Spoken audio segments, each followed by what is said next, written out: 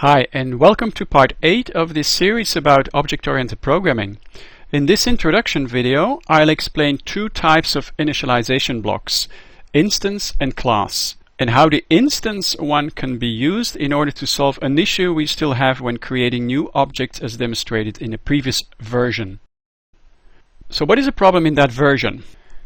We came up with a new specification for the client. He wished to create a new rectangle, but then by passing 3 arguments.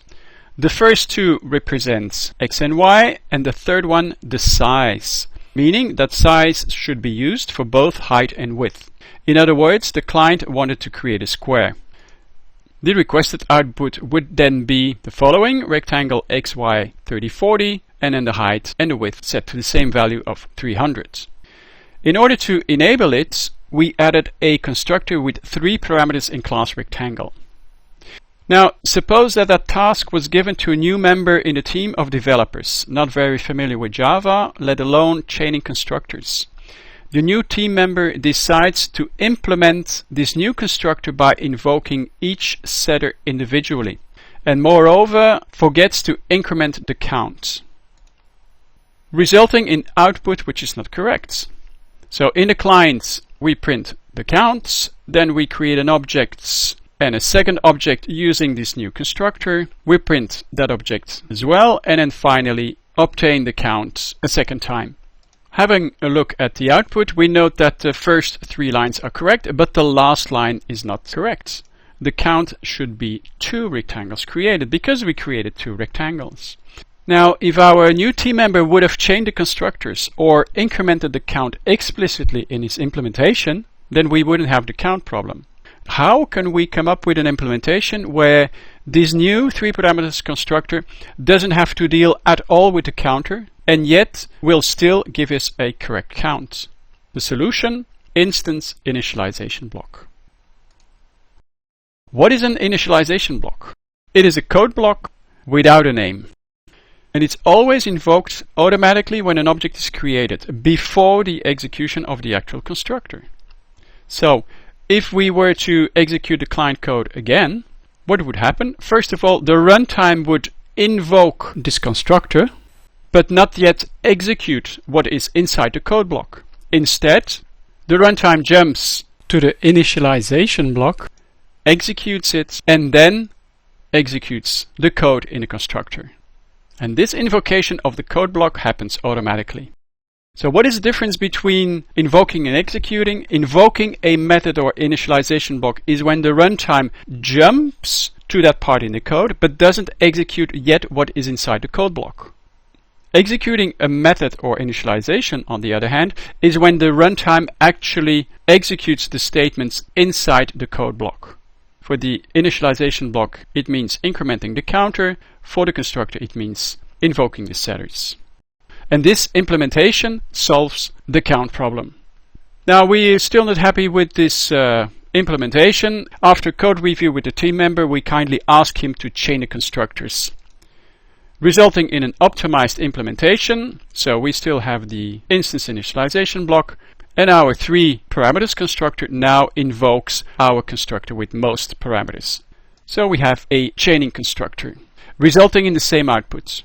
Examining again the creation of rectangle. So first of all, the constructor with 3 parameters is invoked, then executed, invoking the constructor with 4 parameters, but then the initialization block is invoked, executed, and hence incrementing the count. And then finally, the constructor is executing. Incrementing the count in the initialization block solves the problem we had with the count. So this is the same client as before. We print the initial count, create an object and print it, create a second object using the new constructor and print the object. And finally, we have a look at the last count, and there we see that the count is set to 2. As we have instance and class data members, instance and class methods, so do we have instance and class initialization blocks. What is a class initialization block? It is a static code block without a name. It is invoked automatically only once, the first time when something of a class is used, so static method, object creation, and so forth. So let's have a look at our rectangle class again. Here is our static initialization block. So the only difference with an instance one is that it is preceded by the static keyword. So far we initialized our validation values, so the minima for x, y, and here min height for instance, in the declaration of the class data member. So in the previous version we had min height assigned to value of 10. But you can actually initialize as well in the static initialization block. Admittedly though, there's no really big difference between the two approaches, whether you assign it over here or in the block. So it doesn't seem very interesting until you ask yourself the question, what if the specifications change?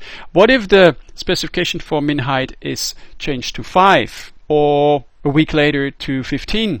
Well, we'd have to change the code, recompile it over and over again. Quite cumbersome and not always feasible. Much better would be to put all the minima and maxima in a database instead and have the minimum heights, for instance, get its value from that database. So we would initialize dynamically.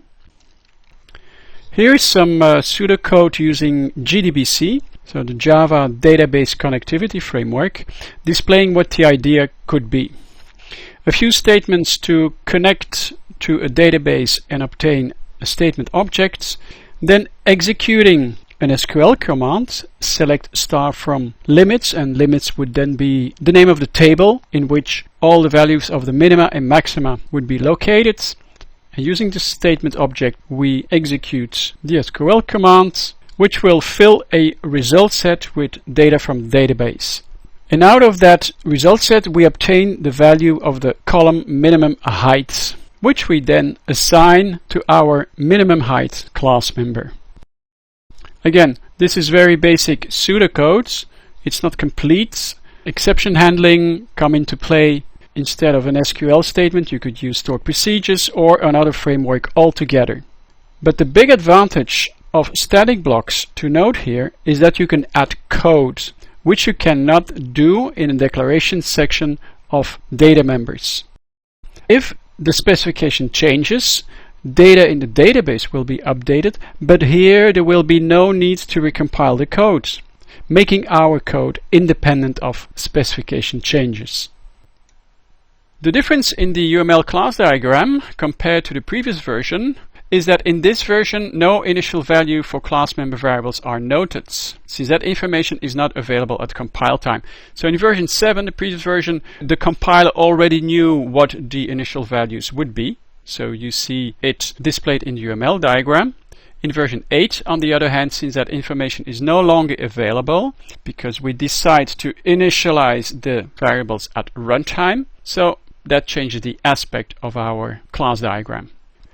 Time to put all this into practice in the hands-on video. So in the lib package, I'll add a new package, demo 8 initialization blocks, and implement the discussed topic in a rectangle class.